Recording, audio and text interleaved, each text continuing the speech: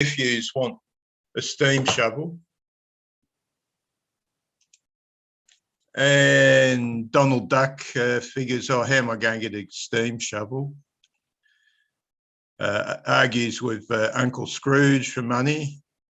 They end up both getting real steam shovels, heading to Donald's house for Christmas, and having a fight Tyrannosaurus-like with the steam shovels.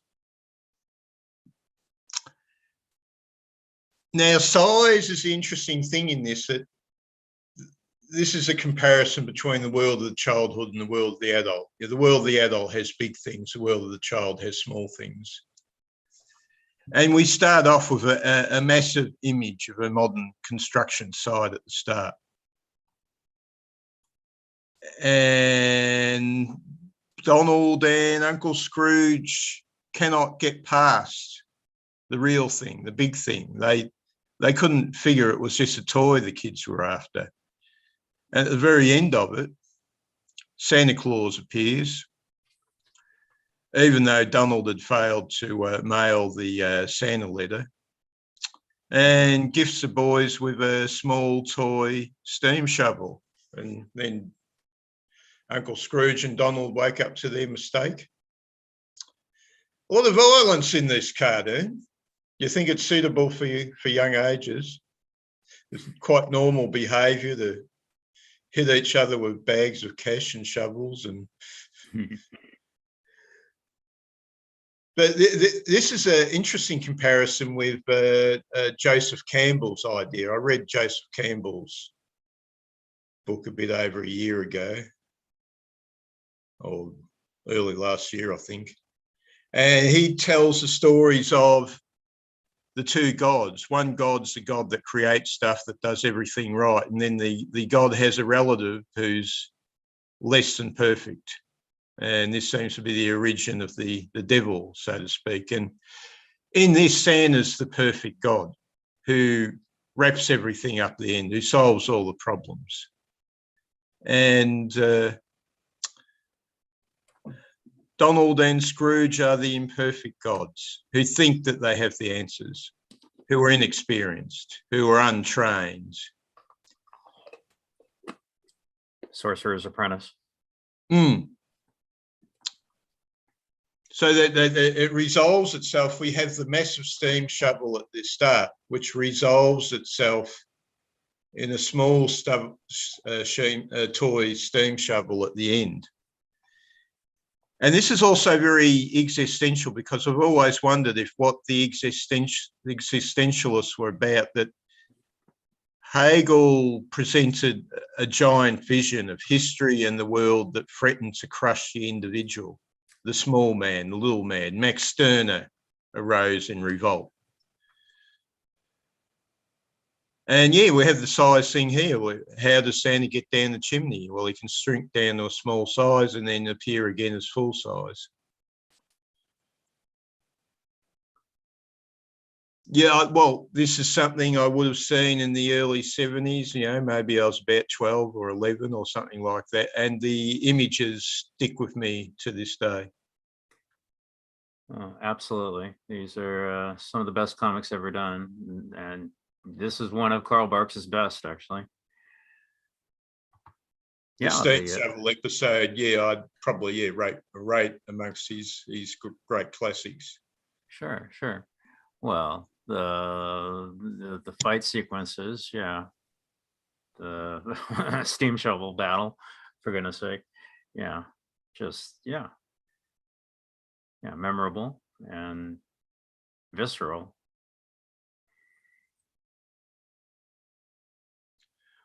Well, dynamic.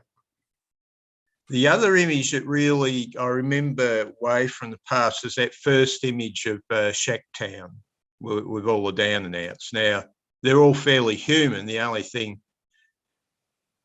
Bark seems to animalise them with is the wet nose. Yeah, they're the usual dog people characters. They're supposed to be dog characters, but they're basically humans, other than the nose. And again, we have a fascination with the small in this episode with the toy train, which achieves a a big task at the end, trying to rescue Scrooge's money from the sinkhole. I recall that these bits, the start and that ending too. Or we have Daisy Duck in this one. I don't know what she sees in the loser like Donald.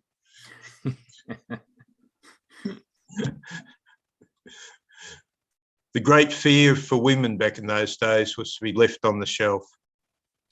You know, some women like to be the boss, and some men like being bossed around.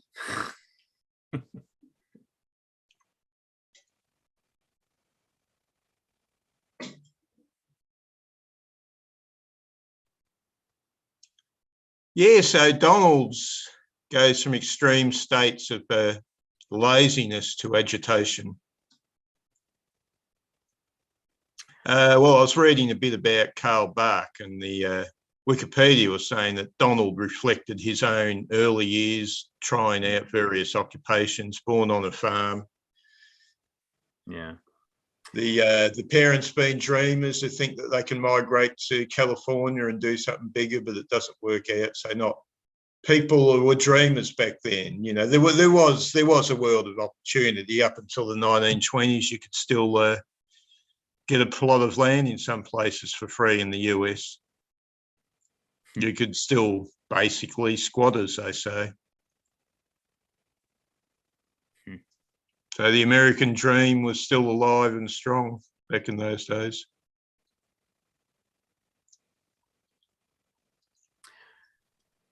Over the course of the Donald Duck comics, Donald at some point or another represents pretty much all of the deadly sins. Sloth, laziness, anger. Well, I think that's the trouble with Mickey Mouse. It just seemed to be a goody two shoes. Never attracted my attention. Yeah. He was too meek. Never lost his temper. It was a bit like the Star Trek episode where Kirk splits into two, and they decide that the darker half is necessary. As far as I can tell, Mickey Mouse was really a compelling character exactly once. And that's the Sorcerer's Apprentice, actually. That's the only one time Mickey Mouse actually was an interesting character. So who did the Mickey Mouse illustrations? You mean animation or comics? Comics. Comics was Floyd Gottfredson. We should do those one of these days. One of these weeks. Oh, right, the little rat. This will be Matalea's favourite. There's a little rat there, Matalea, which is Donald's holding in his pocket.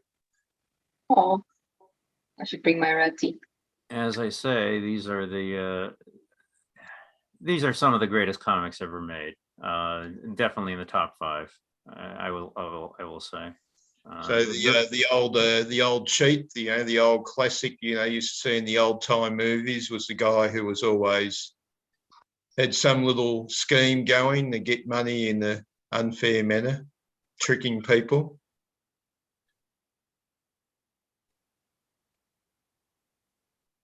Money is often a big element in these, as it is in people's actual lives. But this was still more of a happy-go-lucky era. This era, you mean? Yeah. Well, Karl Barth was born 1901, so his early years were the teens, the 20s. You had the Depression in the 30s, but that was when he got a job. He got his steady employment was in the Depression era. Oh, I remember that bit with Gladstone Gander when he holds his head out and a coin, somebody's thrown a hot coin out to burn through the hat, and then they discover a wallet in the snow.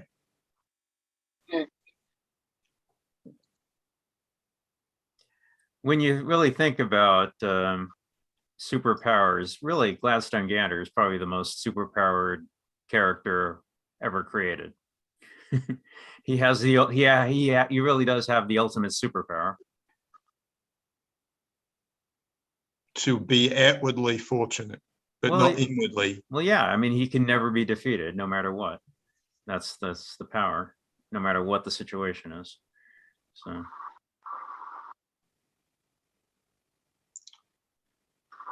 Uncle Scrooge decides begging's a good occupation when he's got a money bin full of money. One of my favourites was the one where his money bin was too full of money and he had to get rid of some. So Donald offered to spend the money for him and, you know, kept on buying cars and stuff and throwing them away. And only trouble is all the money came back to Scrooge because he owned all the things that Donald was buying. yeah. If you count the one pagers, some people do, some people don't. But if you count those, Karl Barks over the course of his career did over 600 individual stories.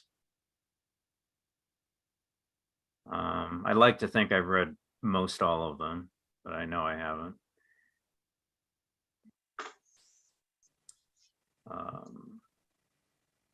Yeah, absolutely. Just masterful cartooning. Just the sheer level of his craft and his skill and his ability as a cartoonist. Second to none, I think. Great, you know what they say, greatest of all time. Definitely. Karl Barks, greatest of all time.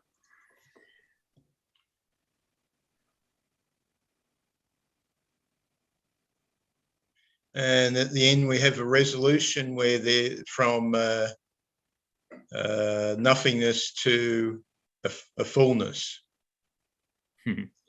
But Scrooge is stuck there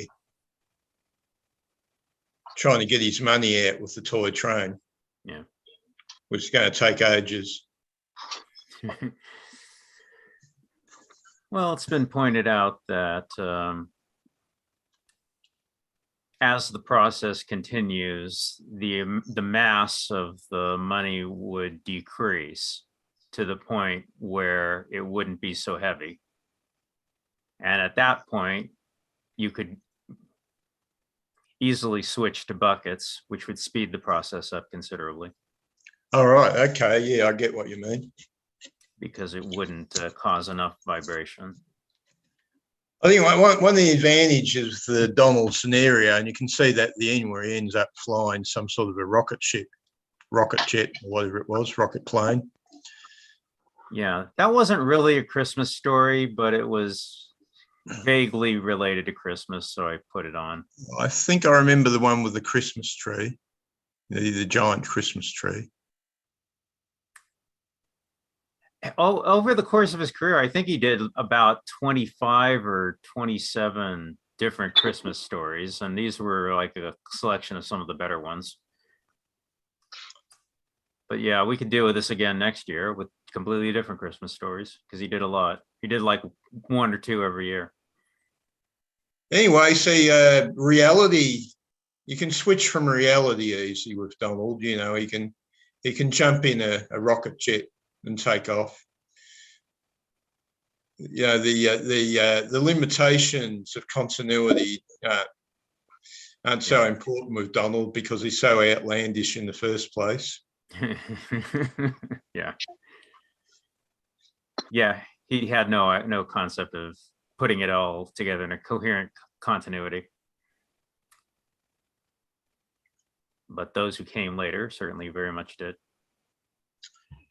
Now, according to the Wikipedia article, he was influenced by the fact after trying many jobs, just how eccentric people and situations were. But I'm starting to wonder if we are now living in the far greater era of a type of conformist.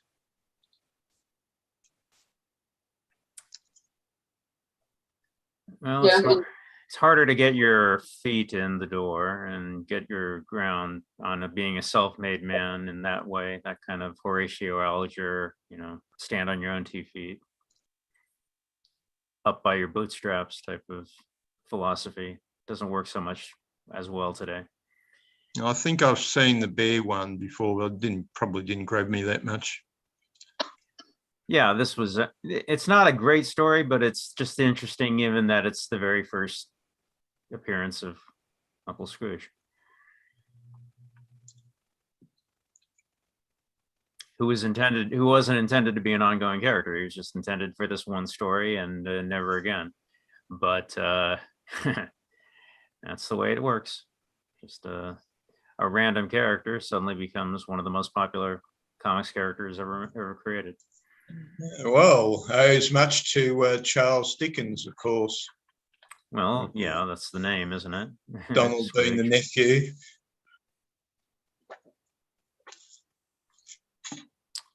Yeah, what a Okay, legacy. I suppose we'll go on to the 5 rings now, since Well, we certainly can. Do we want to? Do you have anything to say about the 5 rings? no, not a great deal, but Red One, maybe they came for the 5 rings. Yeah, well, actually, I'm enjoying what you're I discussing already. liked it. I liked it. Absolutely. I really love those. It's sad that we don't have those types of comics anymore, really. Which comics are those? I mean, the Donald Duck one that you were, showing just Well, now. the one with all the violence and politically incorrect attitudes and